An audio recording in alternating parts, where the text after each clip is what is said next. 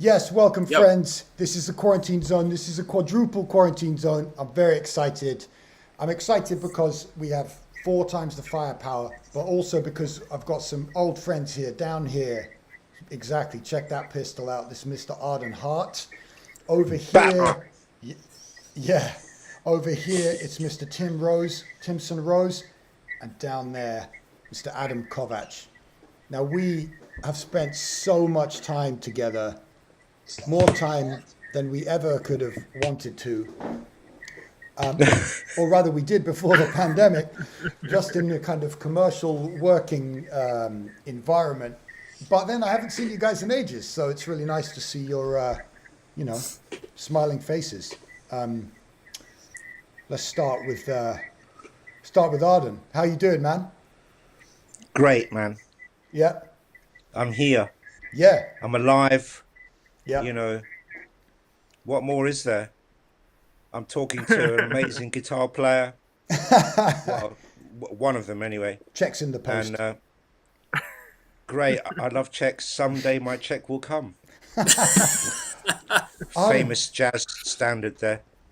Indeed. Arden, I think we were promised some sort of fanfare for all of the wonderful viewers who are joining us. Oh.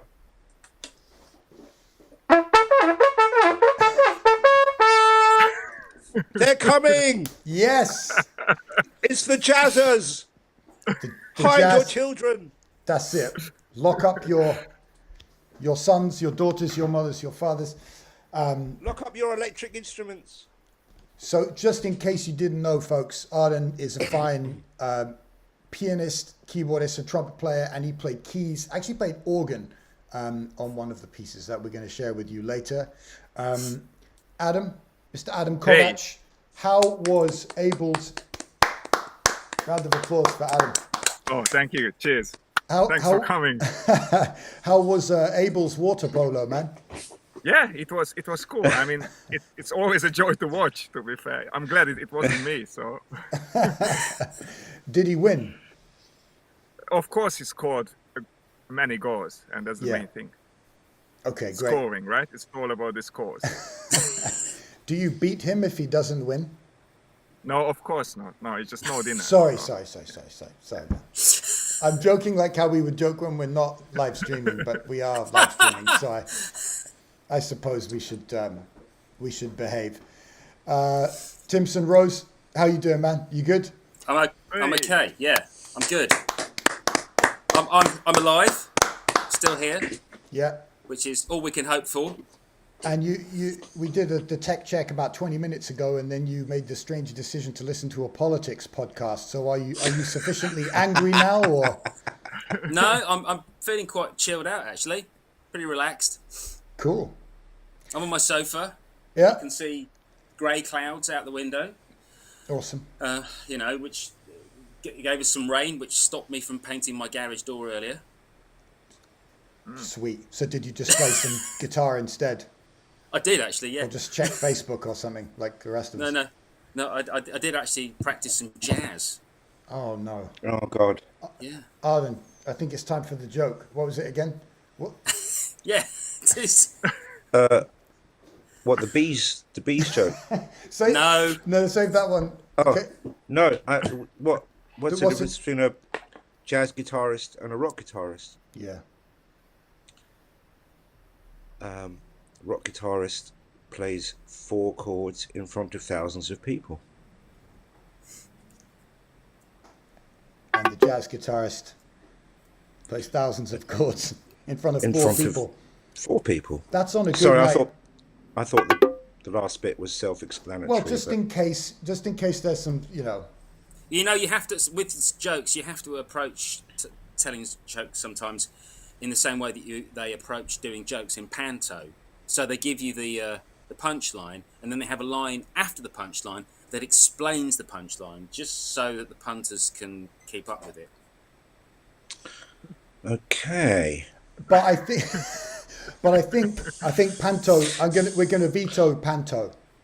Yeah, I'm going to veto it. Okay, great. I'm planning not to do it. Okay, I've got another joke. Let's try another joke. I love this one. Probably not. No one's going to like it. What's actually no, I'm not. No, I can't. Come on, man. Yeah. What's water made out of? Water and fish. Right, moving on. Arden. Anyway, I've got to go now. So Yeah, exactly. Arden, I Googled you earlier, and you were telling us that you've been doing some non-musical stuff, and I found this. Would you care to explain this? Yes. This is what happens when I Google you. You're OnlyFans. So, Well, congrats. How is business? I didn't want it to come out like this. Sorry. And Careful. now this is awkward. In all seriousness, though, Well, yeah, this was quite interesting, and it's something that I discovered fairly recently, because I'm not in the habit of Googling myself really, but it was about a few weeks ago. For some reason, I just put my name into Google just to see what came up on the first page, was it and that?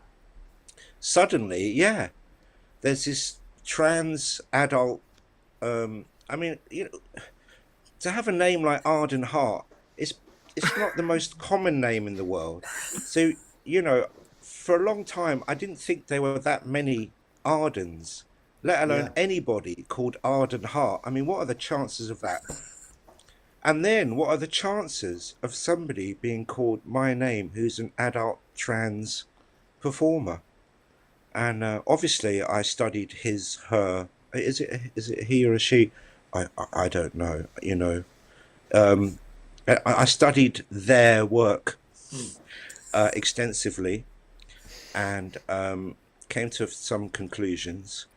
But what I found quite interesting is all the online presence that I had totally disappeared, because this person was posting an insane amount of content over the last, I don't know, over the last kind of year or so. And basically, they've taken over my whole online presence, which for me, I'm kind of cool with, because I'm not really trying to keep up my online presence particularly, and I'm not really that interested in it. But I suppose when I want to record an album and put stuff out, it might get a bit tricky if I put it out in my own name, because It's competitive being Arden Hart, man. Now the Well, it is landscape now, has yeah. totally changed, and you're at a disadvantage. You don't even bother. But Man. also, you can have a number one easily. is that a trans thing? Adam, tell me what a number one is. Number one hit. Come on. Oh, your- It's not a With your- euphemism for something. With your album, So it's okay. I thought you were Kind of talking a- about like. no. I'm not Some talking weird- about that. No. Never. No one's talking about peeing anyone. Arden, in your former life, one thing I did find in Google was this. What is Yes. this? I love this picture. You look quite scary, honestly. I'd be very scared to be conducted by you. Where is this from? Well, yeah. A while ago, I got asked to conduct a premiere of an opera in Italy and Slovenia, and I'd never conducted. Well, I mean, I conducted a few things before, but I'd never conducted an opera or, singers, choir, and orchestra, and everything at the same time. So it was a massive learning curve for me, and I look a bit upset in that picture, because I think at that point somebody missed their cue, and I was getting lost in the score all at the same time, and I'm desperate. And I've got my hand down trying to find the place, and then I realised somebody missed their cue, and it was all about to crumble, and I had to wear all this ridiculous like tucks and tails and the whole thing. So, but yeah, it was a great trip, and I ate some fabulous country Italian food, and it was the Slovenian Philharmonic Orchestra that were doing the music, and there was a load of soloists who were Slovenian, And yeah, the composer was Italian. This guy called Davide Antonio Pio, who's a very, very new composer. And he basically found me and talked me into it. And I don't know how he managed to do it, because when he first as he asked me, googled you. well, this was before my alter Oh, ego, okay. yeah. But when he first rang me up about it, I just put the phone down, because I'm just like, what? Are you mad? You know, can you just ask a real conductor and then you'll be all right? But he was quite persistent, and he's a very lovely guy and talked me into it. And then the next thing I knew, I was out in Slovenia rehearsing, and I remember I used to blag my way in on the weekends to the Barbican, and when the orchestras were rehearsing, I'd kind of bust in behind security and be hiding just to try and watch conductors conduct the orchestras, just to sort of see how they're doing it. And it didn't make any difference, because all of these great conductors would come in and they'd make these ridiculous signals like that, you know, and I mean, I'm totally out of time, you know, and I'm like, well, what is that? If I'm in an orchestra and somebody went like that, I mean, what does that mean? You're just like pointing down. Quieter. Okay, do I play now? So so I remember when I was out there, I was so nervous on the first rehearsal, because I had to, you know, my baton and everything. I thought the worst thing that can happen is I do the first downbeat and no one comes in, and that was my ultimate fear, and I was having nightmares about it. And I remember, you know, the first day I was shaking. I'm like, oh no, this isn't going to work. I don't know what I'm doing. They're going to find me out, you know, the full thing. Yeah. And then I went like that, and then they actually started, and and I was so relieved that they actually started playing. I just totally couldn't handle, like, sort of bar 3, 4, and 5. I sort of crumbled, and they're all looking at me like, what's wrong with this guy? But yeah, I was so happy they actually started playing that. Yeah, I needed a bit of a sit down after that, but after a while, it was great, and it was a nice little period.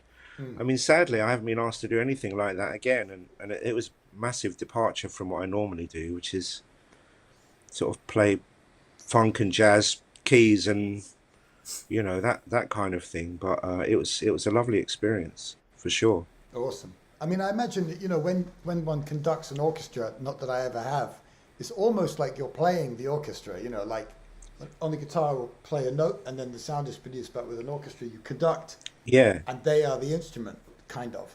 that's it. That's it. And I did get into that in a while. But what I found quite interesting is when you're trying to conduct a choir and an orchestra at the same time, you have one hand for the music and one hand for the singers, and both are doing absolutely different things. And that I found was the trickiest thing to actually kind of coordinate, because the choir and the soloists would be doing one thing which you'd have to do all with one hand, but you're still bringing in cues with the orchestra on the other hand. And that was a bit of a mind twister. But yeah, it was a massive education, and I really loved it. You know, I Yeah. loved it. I'd love to do it again, but I can't see it happening now. But who Well, knows? Watch this well, space. yeah, the musical life is a weird rambling one, isn't it? And yeah, you know, you'll be sat at home doing nothing, and then the phone rings, and then all of a sudden there's a tour or something like that. So I'm sure it will.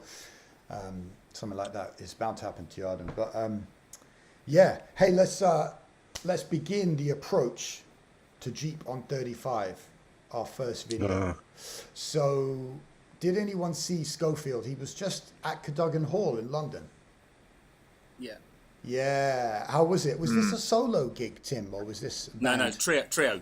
Okay, Yeah, Bill Stewart and a bass player who I'd not seen before, whose okay, name is actually escaping me right now. But it was Sco doing trio jazz yeah, as Sco does, and it yeah, was great. He never plays anything rubbish. yeah, He always whatever he plays is always just really good. yeah, I've seen footage of him playing with, playing on gigs where people around him aren't playing that great, and without fail, he always sounds amazing. wow, There's a thing from the 80s where there's oh God, how many? There's about, was it about 5 or 6 guitarists? It's Tal Farlow in the middle, and then there's Larry Coryell, Larry Carlton, John Apple Crumble, and John Schofield. All right, and basically, and the rhythm section is John Patitucci, and somebody like Ed Blackwell or somebody. Cool. Somebody of that ilk. Anyway, they're playing.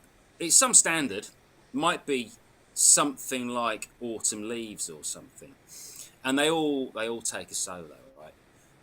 And basically, the only 3 people who actually sound any good on it are the people who are called John.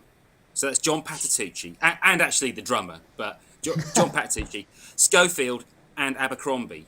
They all sound killing. Everybody else sort of doesn't. So we need to change our names then, Tim. Yeah, That's to John. obviously the key. Yeah. Yeah. Well, my Adam, dad's name was John, so I'll just take that. you're John the Second. John the Second. Addy, have you ever seen Schofield? No, I haven't. Unfortunately, I haven't. No. And You have seen Schofield have I? with Dennis Chambers Oh yeah, about 3 or 4 years ago at Coco. I was there. Damo was there. Yeah, I you were wasn't there. definitely I couldn't make that. It was No. it was that kind of crew. I'm sure Yeah, you it was a that? great gig. It was a good gig.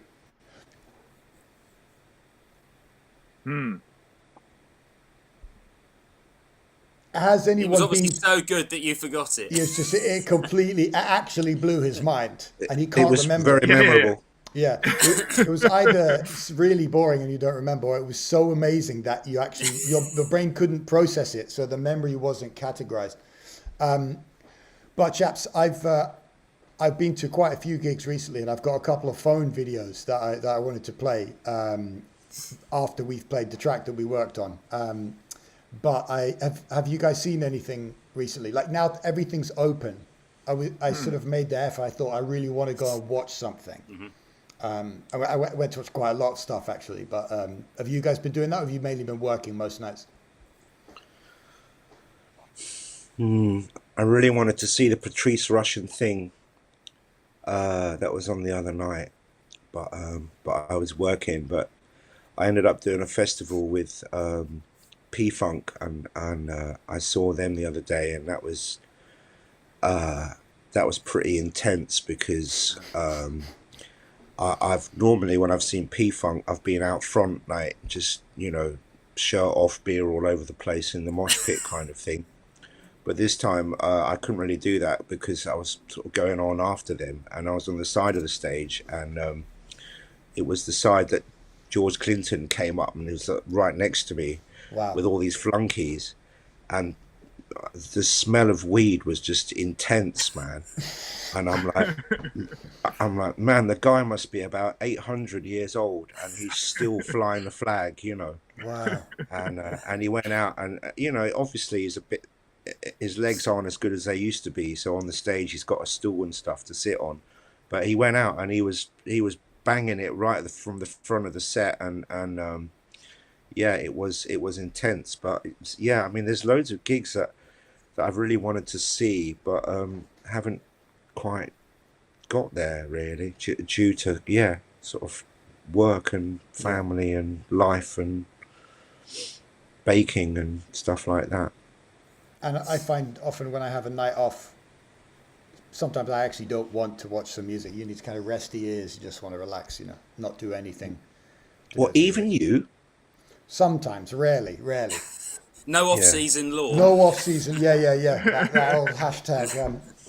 All right. Hey, let's go to the video. So this is me, Tim, Arden, Adam, Paul Mason, drums, and Dan Drury on bass, playing John Scofield's Jeep on 35. And I hope you like it. See you in a couple of minutes.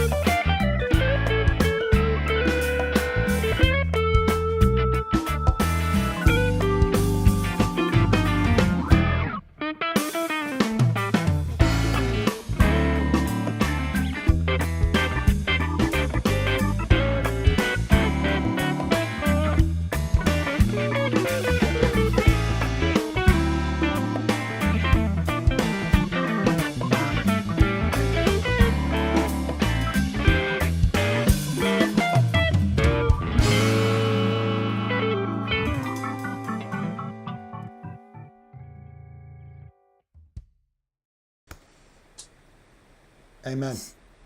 Safe. Amen, brother. So just for the benefit of all the viewers, as we were watching through that, there are a couple of comments like, I hate that solo. And then we started talking about food. It's like typical musicians. I miss Can I the just say- burgers, man. Can I just say about that track actually? Because I've known that track for years and years and years. And Okay. it's, you know, when you're trying to, you know, do a cover of something you know really well, it's like it's so easy to just fall into doing it the way that it was done originally. And yeah, it's subtly different enough. Sort of, it's got a life of its own, I think. I mean, I guess the first thing we did is nudge up the tempo a little bit, Yeah. which initially I was like, oh, is that good or is that bad? And I think I like it. I think it's good. Yeah, I really like the way you play the head. Actually, I mean, it's got a really nice flow to the. Yeah. I like the swinging. There's the sort of there's a nice swingy flow to. What's the word I'm looking for? Yeah, it's kind of slinky. The way you're phrasing it. I mean, I couldn't play like I have, and I will continue to try to play like Schofield, but I just can't. So, you know, you just try and do something from your own heart. Not John. You should be John. Yeah. If I change my name to John, then I can be a killer, like John Apple Crumble, John Cordy, John McLaughlin.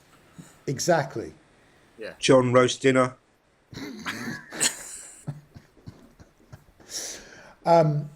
So I've been to a couple of gigs by people that aren't called John. Yeah, check this one out.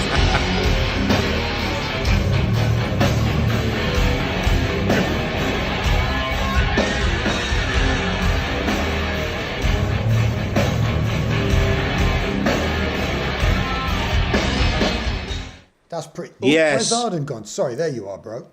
Yes. That's a fat riff, right? Man, that is a tune. Yeah, Everyone bad horses. was sitting. Wow. Yeah, I'll Yeah, show. it was weird. It's always weird at these gigs, isn't it, when people sit? It's more comfy. It is more comfy. You could just, if you're sort of old, you Yeah, can well, just chill. I think the average age of the audience was about 50. So Well, this is the problem with metal these days. Is most real metal fans are like 50, Yeah, and you know the new metal school is very different to that kind of style, and this is the problem with music. New music keeps coming along and messes everything up. So I just vote against new music yeah. generally. No, no more new music. I mean, isn't there enough music now in the world? It's amazing when you think about how many releases sort of every day or every week. You know, new albums. Yeah. I mean, you're never going to be able to check it out. So just stop and check out everything that's been out ever until now. yeah. And then, so this life, the next life, the life after that, you're kind of full. You won't be able to ever go out, Yeah. eat or sleep or do anything. No. And then at least you've got a balanced view of what's happened rather than just laying more and more Yeah, stuff on top. and there's enough good stuff. There's definitely enough good stuff. We genuinely don't need too much more. Well, what I find really interesting, I know I'm going a bit off topic and I'm rambling, Feel free. but what I find really interesting when you speak to like the young generation about music and what kind of music they like, they always talk about old music. They never talk about new music, especially musicians. And when I speak to musicians that, you know, like 19, 20, early 20s, that kind of age, they're playing the same tunes in jam sessions that I was playing when I was in my early 20s. And I'm like, hang on a minute. Surely there's been like some great tracks that have come out that you can play in the last sort of 30 odd years. And they're like, well, no. And I'm like, well, hang on a minute. That can't be true. But it always seems to go back to like the original tracks and all that old Herbie stuff. And Yeah, and I was just thinking Schofield of that, exactly that. Yeah. yeah. And I just find that really weird. I mean, these are kids, you know. There's so much new music, but it's not really hitting them as hard as the original music. So, does that mean anything? I don't know. Discuss. There you go. Bye.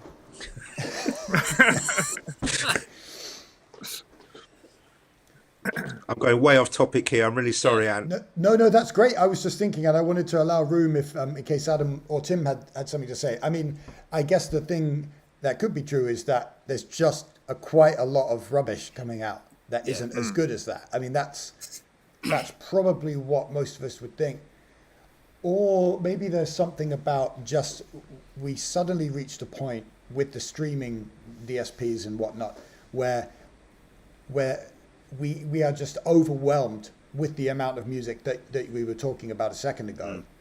And it's just impossible to get a handle on what's going on, actually. Yeah. Well, But- I was going to say, because, you know, I said to you the other day about how I'm sort of trying to check out more music that I've not heard before. Even if it's not completely new, it still feels very overwhelming when you think, right, I'm going to start listening to new music, because you just go, well, I don't know where to start. And it's so different to the world before streaming and the internet, where you were rationed. That's it. You were rationed to what you could get hold of, and Well, it now was it's funny almost, that, there's but- so much of it there that you just don't know where to start. Music was more precious. It then, was. because you had Yeah. to go out of your way to go and find it and get it and buy it and treasure it. More Now value, it's, definitely. No, it's free. It's free on here. Everything on here ever for free, basically. And also And I think- making music, I think it's much easier these days because of the technology than as it was before. Yeah. So Mm. You don't have to save up to pay for a studio and things like that. yeah, even a perk player can write music these days. You know, it is really annoying because No, back, I totally Everyone- don't agree. Adam, everyone, just so you know, Adam Kovacs down here has recorded an album, and we are going to do a special Quarantine Zone episode in the not too distant future where we talk to him about that. Great. But getting back to Vi, everyone loved it. And you know, it wasn't even a full theatre. You could see some empty seats, but that's a standing ovation at the end. that was at the Lyric. It was at the Palladium. The Lyric Theatre, Piccadilly Circus, is where, for the benefit of the viewers who don't know, is where we spend a lot of time together in a dark pit. Actually, on the stage, Yeah. At the back of a dark stage. grooving / trying to groove together. For the most part, grooving, I think. Speaking of metal, I went to see one of my favorite bands, Meshuggah, Swedish metalers from Umeå, right in the north of Sweden. And I've got 2 little baby clips. And this is quite loud, everyone. So if you've got headphones, I'm just warning you, it's quite loud. Check this out.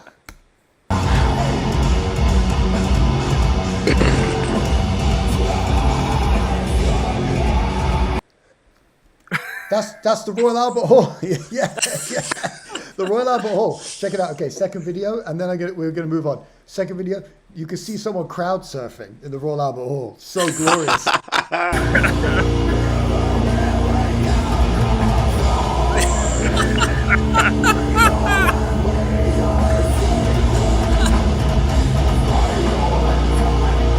Oh man, Yes. That's amazing. it was huge. I'm making you all come along to the gigs next time. I saw him 3 times on this tour. Such a fanboy. It was so deep, and I still want more. Still want more. I mean, that is amazing. That is real dedication to the cause. That is. There's no dedication. I want more. I find it so moving, man. It's just such. No, but great they're music. really proper. They're really proper. You know, Yeah. and when it That's- comes to metal, they're having it, and you know, you have to stand back and go, okay, this is the shit. You know, excuse my It's fine. language, but They've created a whole thing. Yeah. And it's so, I think what's so amazing about it, which I hadn't really thought about, but people have just quite often said, I don't think most of the people at the concerts really recognize how, great musicians they are. And I thought, well, I don't care, but that may be true.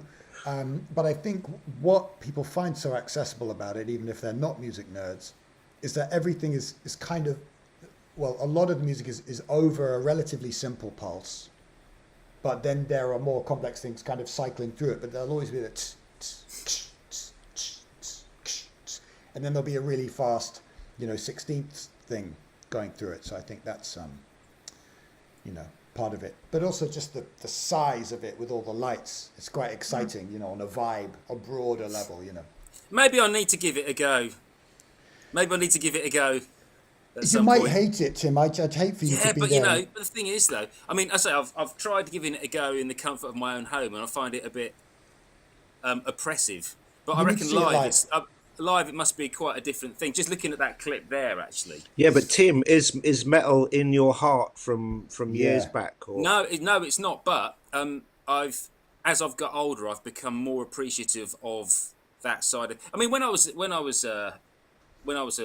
in sixth form, I used to hang out with all the metalheads in the sixth form common room. So I used to be exposed to all the you know all the metal that everybody was playing in the early 90s.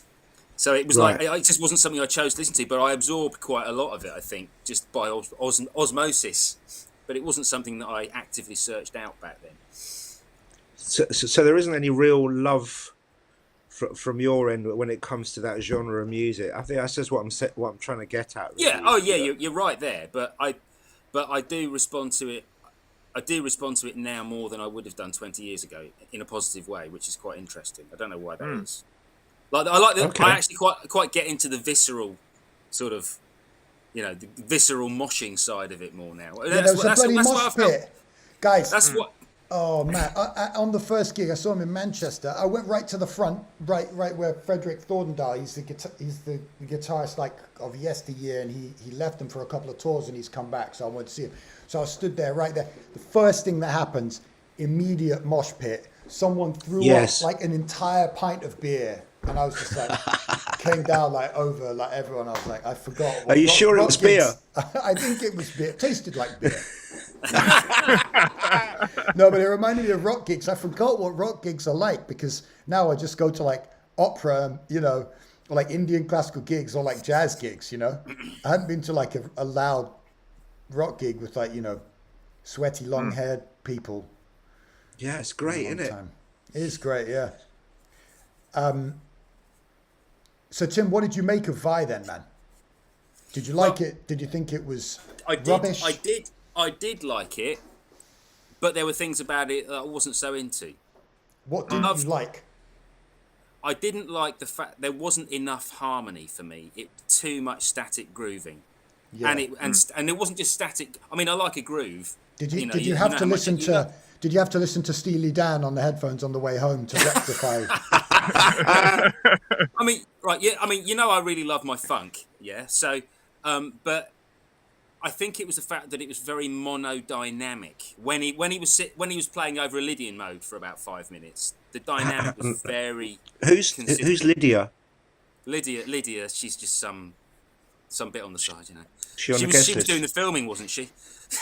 On the stage for him. Yeah, but there were some really amazing moments. I liked that one in the first half where he played the sort of 335-y Schofieldy type guitar. Do you remember that? Where Yeah, he played... Little Pretty. That had some big Yeah. boy chords in it, man. That was Yeah, proper, yeah. Well, I loved that. It had some really big boy chords in it. Also, when he was soloing over the vamps, his melodic invention was quite unique. Even though it was just a static vamp, what Yeah. he was doing with that static vamp was amazing. Yeah. And also there was some stuff in the second half. With the bit with the film of the baby growing, not a real film, but the animated film of the baby growing. I thought that was quite profound, actually, the way he was playing to it and everything. And then he ruined it at the end when the baby comes out and his face, the 10-year-old Vi's face is there, and he goes, "That's me." That was so funny. I mean, Yeah, it was yeah. sort of kind of ruined the moment, but it's like, man, he's not taking himself too seriously, and I really dug his vibe. I like him and what he does. It's Steve. Come on, man. It's Steve. He's a hero. Yeah, absolutely. Oh yeah, I mean he is a hero. Yeah, It's- and it Not was John. amazing. Not John, no. not- John It's not Vi. John Vi's rubbish, man. I've heard that. don't buy that. No, I saw Steve Vai with David Lee Roth back in the day when I was about 13 years old, and Amazing. I used to hang around outside Wembley just to see them roll up in their little people carrier, just to turn up and do the sound check, and Awesome. You know, I saw that gig when he had the surfboard over the crowd and doing all those mental guitar solos and going crazy and all those kind of tunes. And for me, I'm such a massive fan. You know, I feel slightly embarrassed to be gushing like this, but when I see Steve like that, when I see him now, he looks so weird compared to how he did back in the day because he was like the archetypal rock hero, and now he just looks like kind of granddad, you know. Yeah. And it's a bit weird, but still playing the same, you know. And Yeah, yeah. yeah, it's just a bit weird seeing him like that and playing like that, and it's hard to make that connection. But I'm sure that gig was amazing. But surely at that gig, he was still playing all those original like tunes that he first put out on his first two albums. He only did And two of them, didn't he? He did some of the earlier ones. He did about 6 from the most recent album, which I was quite pleased by. But he did like For the Love of God, and Yeah, there you know, go. the big ones. You know, he did them. Liberty as well, didn't he? Liberty. Did he that do? was nice. Yeah, Yeah, that's For the Love of God. Exactly. Yeah, that's it. there's That's it. Yeah, I it love was that amazing. With the tune, video man. in the background from 30 years ago. Excellent.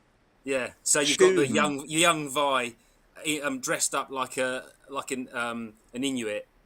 I mean, when Vi played with Whitesnake, Yeah. he played that right in the middle of the gig, and it was just like it was an emotional moment on the gig, you know. Wow, they let People him just play went, that. yeah, it was right in the middle of the Whitesnake gig, and that was his like solo bit in that show, and it was outrageous, man. Honestly, the crowd just used to go insane. Oh wow. But I mean, but this was like old school rock gigs, you know, and Arden, I know you like that stuff, man, because whenever we're doing a show or whatever, you know, with the West End, if ever I did anything remotely like sort of slightly more techers or some tapping or something, you'd always be like, yes, come on, bring it.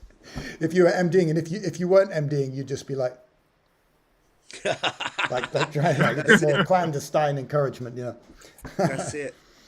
Yeah, I mean, my heart is totally in that, and that's I mean that really was my kind of bridge to everything else. I grew up loving metal, and I was in a metal band when I was like 19 on bass, I and should have got some photos, man. I and, should have dug wow. up some of these photos.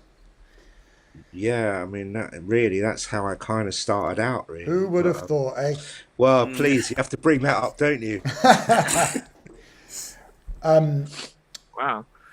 Let's talk to Tim a little bit. Tim, tell me about these albums.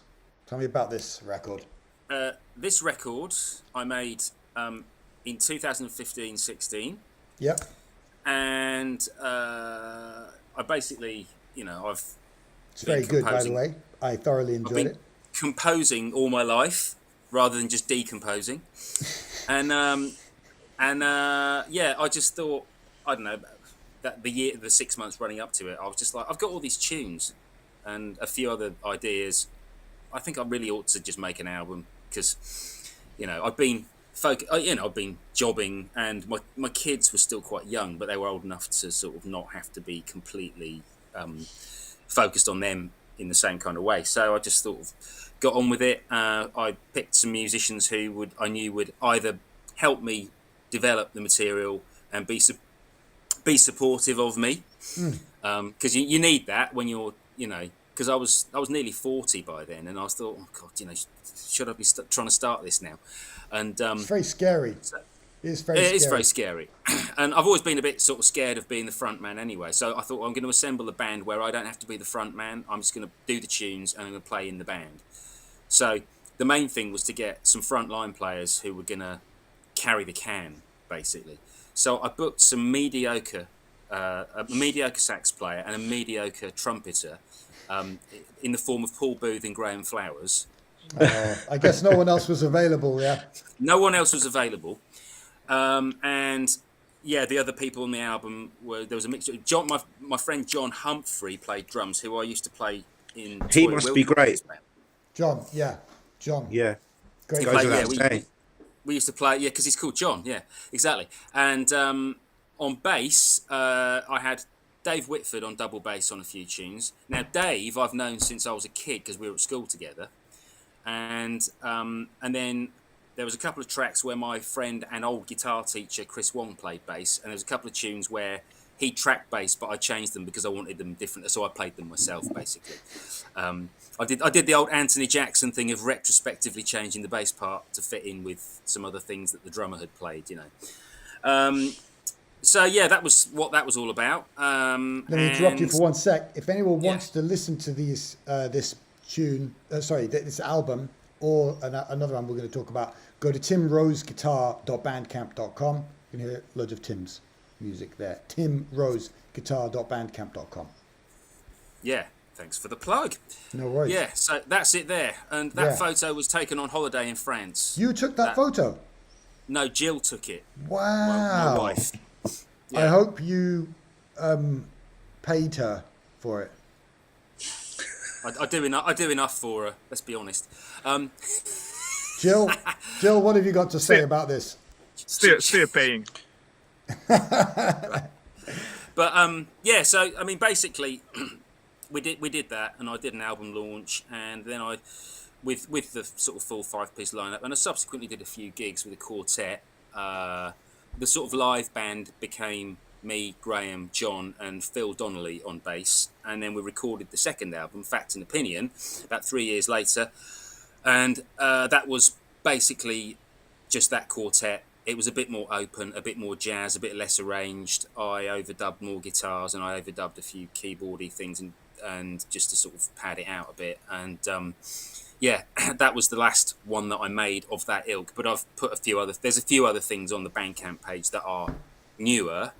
Oh, There's this kind of a so there's Fact and Opinion, which is the next sort of album, and then I did in lockdown. I did a 4-track sort of prog rock kind of fusion EP that's on there. There's an album from 15 years ago that I did with a few people, which the original version of my tune that we will see in a minute was on. This is pertinent. And also there's a jazz funk single that I made last year that Adam Kovacs played percussion on my Bandcamp page as well. Yeah, Addy. Which is called Not in LA. So I was kind of going for a late 70s, early 80s LA jazz funk vibe. Stop what you're doing. Paul Mason. Yes. Who's too big time to do the stream, Paul. We've got your number, Paul. No, thanks for the emoji.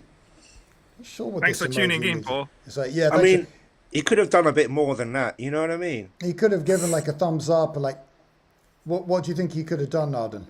Just at least some abuse or anything. But an emoji is just like, come on, man, try harder. Paul? He's gone. He's gone. That's it. Adam, I was thinking about Perk, and I thought, here we go. There he is. Hey. Yeah, but now he's under duress. Oh, and Dan Drury as well. Nice of you to drop by, guys. Oh, yeah, I've got a gig. I can't do the stream, so I'll just, sit at home. You're all fired. He says shouldn't you be concentrating? There are a pit somewhere. Guys, anyone who's watching, if you book these guys while they're doing their gig, they're going to be watching this live stream. Don't trust them. Don't book them. They won't pay attention. They'll miss cues. They do that on all their gigs. No, in all seriousness, because obviously it's a sensitive subject, I know neither of those would remotely check their phone during a gig. I would, but they wouldn't. Adam, one thing I noticed is that if you play Perk, you can just pick up some random like bottle caps from the street, and that's your instrument. Exactly. But Matt, what are those instruments behind you up there? Those ones. Yeah. Oh, this is Shekare. Yeah. Hey. You played it. Yeah. And these are Batardums, but I'm not really playing, unfortunately. So yeah, it's a shame, but yeah, those are Batar. Yeah, it's an E. That's the lowest one. It's cool. Yeah. Good stuff. So for anyone who doesn't know, Adam's main instrument is congas.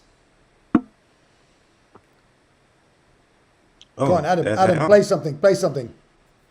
Oh no! Live, no, come on, man, come on. Man, don't you just hate it when they say that? Play us a tune. Fortunately, all my guitars are upstairs. Adam, do the thing that all perk players do that's so annoying, and they do it over and over again. They go, Well, it's the butterfly thing, isn't it? yes, but they do it too much. Man, they did it too much on the original, and all perk players now do it too much. And Herbie's got a lot to answer for. Yeah. By the way, guys, there's the Herbie autobiography is available as an audiobook read by him. I've been telling people this. I've read it already, actually. Yeah, but it's really funny because if you listen to it, he does all the impersonations of Miles and stuff. Like, you know, hey Herbie, you gotta sell that car. It's too dangerous. Yeah. And all kinds, you know, throughout. So I highly recommend that. You know, Miles was one of the first gigs I ever went to see. Was Miles Davis. Wow, you saw Miles. Did you like it? Was there not enough harmony for you, Tim? There was more harmony. Kenny Garrett was playing, and that was cool. I mean, it was right at the end of his career, so it was about a year before he died, and it wasn't maybe his finest hour, but it was still amazing to see him, and there was some great stuff on that gig, you know. Yeah. So Kenny Garrett always sounds amazing. So. Oh man, Kenny Garrett is unbelievable. Yeah, he's great. Yeah. And those gigs that he did with Miles was outrageous, man. I mean, it just touched a nerve musically for me, but those days will never return, sadly. No, I mean, I was really into that whole Miles Davis thing in the 80s anyway, like Tutu and Amandla, those albums, and that's why actually doing my jazz stuff lately, I've sort of gravitated towards the trumpet, I think, as the main instrument. I think it's because it's that's what I'm doing now. I'm rooted in that, yeah. Kenny Garrett, I feel like people say this about a lot of musicians. Well, actually, not that many, but you could tell it's Kenny Garrett almost immediately, can't you? From the Totally. sound. Like Mike Stern. Like Stern, exactly. Yeah, man. So I saw Mike Stern last month, and now the 55 bar is closing. It's insane. Apparently, yeah. What is it? Is it his fault? It could be. I don't think so, though. That's not what they're saying, anyway. I mean, he shouldn't have played that Lydian whatnot. He played a major 7 on a dominant. Oh no! Yeah. They should just cleanse the place, bomb it out, and rebuild. Build some flats or something. I think there was just too much chorus on the sound. I think that was too much chorus. Yeah. I was still waiting for the chorus to come in. The LFO effect made the LFO made the foundations of the building unstable, I think. The London Film Orchestra. Yeah, that's right. Yeah. All right. That's not a real orchestra. That's a good made-up orchestra, Arden. Yeah. I like that. Very good. What about the unidentified film orchestra? Exactly. So, all right. Boost your credit score. No. Was that actually? Did you write a jingle, Arden? Have you been writing jingles?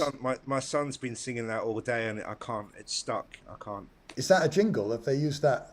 It's the Experian credit score advert. Oh wow. Yeah, and he doesn't stop singing it. And boost your Experian credit score. Like that. He Strauss runs around the house screaming it. Bill Strauss is John Strauss. It's public domain now, I guess. So he's not even earning any wedge from that. It was Levi Strauss, wasn't it? Who must be John? 501. Anyway, right. 501, a Denim Space Odyssey. John Strauss, that was it. Right. Sorry, I've killed it, haven't I? No. I've come on here and I've just mashed it. No, it's great, man. It's great. You're never going to invite me back now. Everyone, that's Arden. He's a legend. I'm not. I feel inclined to tell people some of your performance credits, Arden, so they don't think you're just a hooligan. But I think I'll happily let them just think you're a hooligan. But no, in all seriousness, thanks so much for coming on and hanging out for a bit. So, does anyone, Adam, Tim, Arden, any other urgent food recommendations you have for people? Any gigs to plug? Anything you want to say to the good people of the QZ before we close out with Tim's piece? I have a story that is pertinent to Arden's P-Funk experience. Wow. Here.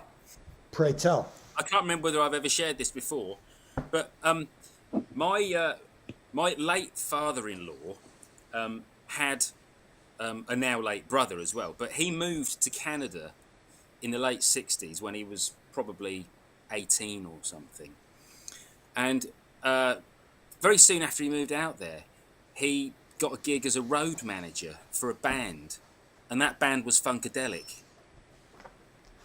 Wow. And when I learned this, I couldn't believe it, because my in-laws wouldn't have the faintest idea about who P-Funk were. And there's, oh yeah, Right. Rob, yeah, he was a road manager for this band. Yeah, the band was Funkadelic, and I was like, And they didn't know how What? important that I was they like- are. Yeah.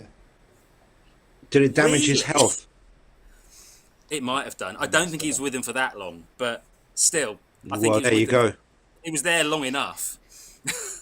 I expect probably 3 months was probably long enough. Oh man, Yeah, a so lot of there we damage go. can be done in that time, for sure. Yeah, yeah. So I just thought that was an interesting story to share as Yeah, it man. relates to Arden's P-Funk experience. Arden, what about your Beautiful. album, man? Yeah, I was going to Well- ask about this. Come on. We want Well, an album. yes, there are some tracks that have been recorded. What I've done is, well, to cut a long story short, I was going to put out a trumpet album because I've sort of got bored of just doing keys all the time. So I've gone back to what I originally used to do, was be a trumpet player. And what I did is, a few years ago, I recorded a load of tracks that were along the line of the Miles Davis kind of thing, Kenny Garrett thing. And it kind of was, I kind of envisaged that sound and what it would be like today. And recorded a load of music, which is quite electronic. There's tons of keyboards in. It's very kind of experimental and a bit filmy. And then I suddenly thought, hang on a minute, why am I doing this? It's all a bit kind of niche. And so literally in the last 7-8 months or so, I've got back on the trumpet in quite a serious way, with a view to recording a load of new material, which I'll be doing at the end of the year, and putting out an album of more kind of good time music. I haven't got rid of the old tracks because some of them are great, but I want to hear them.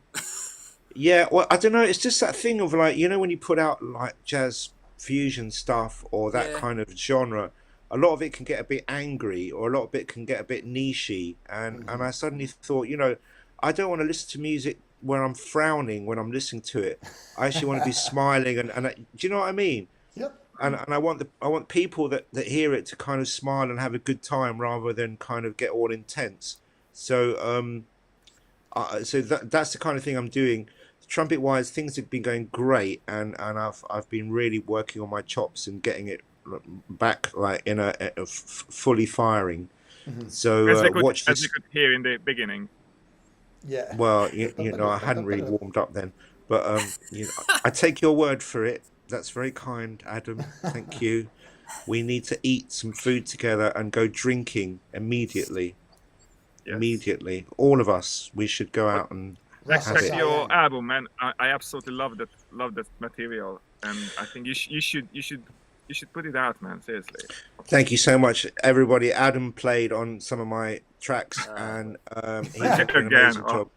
And that's why he's saying it's good. But and Ant, I did want to get you on a track, and it's still pending, really. But I'm going to be getting on this when winter comes, and I will be making a release finally. After I'm just going to stop faffing about and do it. But in the meantime, it'd be lovely to hook up and have fun. Yeah, That'd be good. Really. absolutely. So I will let you all know how it all pans out. Great. Because I Yeah. remember you talking about this years ago, before you were about to have a baby, and you were going, "Oh no, I've got to get this album finished before the baby comes along." Yeah. Well, I did. Well, what happened was I did finish most of it, I kind of three-quarters of the album, but Oh, the, the problem is that I stopped playing the trumpet, and it's one of those instruments that you can't really stop. Otherwise, when you come back, it's impossible to play. So I literally stopped playing since before the babies started coming, and so it's a few years that I stopped playing, and so I literally had to start all over again as a beginner on trumpet, and I went and got some lessons, and literally started from scratch. And now it's going great, and I'm playing trumpet as well as piano this summer with Sister Sledge, and I'm getting trumpet calls now, and it's awesome. great. And so yeah, so I'm loving it. So now really what I want to do is have trumpet adventures, put the album out, and just see where it takes me. Really, more so because I don't have to carry heavy keyboards anymore, do loadings and stuff. Yeah, Yeah. you can just rock up and you can be the first one who leave the gig. Yeah. Oh man, I want to walk off the stage and not look back, and just leave. And I love that. It's yeah, it's an amazing feeling. Oh man, my back is currently busted from carrying not even a heavy amp, carrying pedals around. So as I get older, I just think, yeah, I need to play harmonica or trumpet or something. Just Yeah. don't bother with pedals. That's what I do. I just try and keep it I as. know, but I need keep the it- talent I like a boosters. pedal board that's like that big with 3 pedals on it. Talent boosters. That, Yeah, that masking devices. The Nothingizer. The Nothingizer. I love that one. Yeah. Adam, you sent me Yeah. that. This Boss. Yeah, I turn like it up, man. NO3. NO3. The NO3. I like that detail because all Boss pedals have similar names like that. The intensity fader they used to have in the studio, and it was just like a blank fader. Yeah, turn up, make it more intense, and then they turn up the intensity fader. Yeah, It's like same thing. Leland Sklar got the old producer switch on his bass as well, didn't he? That's it. I need a different bass sound. Okay, I'll try this. Click. Does this sound better? Yeah, that's exactly the right Yeah, sound. yeah, great. That's the best. Hey, Adam, so what was the best and worst things that you found? Obviously, it's such a journey producing an album and stuff. What was your favorite thing about the process for your album? And the hardest thing or the worst thing? The favorite thing was to me having everyone in the room and just play, and this kind of artistic hub when everyone contributes towards to the music, and in the end something comes out but not even close to the original MIDI demo. So that was really cool. Really cool. The worst thing was COVID, because it's just basically it was in the middle of the process of the album, and so it was that was kind of brutal because we stopped for like almost a year. Yeah. And when you got the hype and you're really really into it, and all of a sudden it's just I just really want to finish now. But that took out lots of energy, and that's pretty much that's one of the reasons why it still hasn't released as an album yet. So yeah, But it will. There's a couple of singles out. it will. Yes. AK-37. Yeah? Is that right, Adam? That's correct. Yes. So people can find out on Spotify, Apple Music, all those places. But as I mentioned, we're gonna talk to Adam in more detail in the future about that. All right, guys, let's go to the last video. Yeah, speak now or forever hold your peace. If you have anything to add.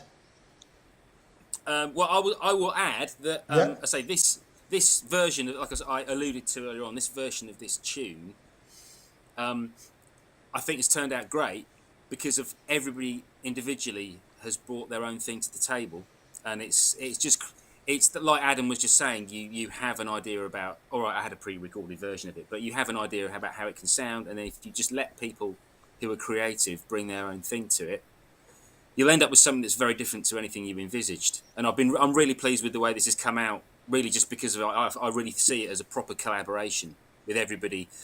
We started basically with the groove that Oh yeah, yeah. that Paul had been sort of was when I played him the track, he said, well, we can try this, and so it basically had to be down to Paul to record that part first, and then after that I then he sent me in the direction of a couple of tuition videos and also that Karim Ziad album, so I could formulate a bass line that would fit with that groove So I gave that to Dan, who then I said, well, you know, this is the bass line, but you know, go give me the full Lindley Marth vibe, and he did exactly what, you know, his own sort of take on that kind of bass playing, and then with the percussion on top of that, and then the layering of the guitars, and then Ant with your sort of interpretation of the melody as well as the soloing. It just ended up with so many more sort of colours and textures and dynamics to it.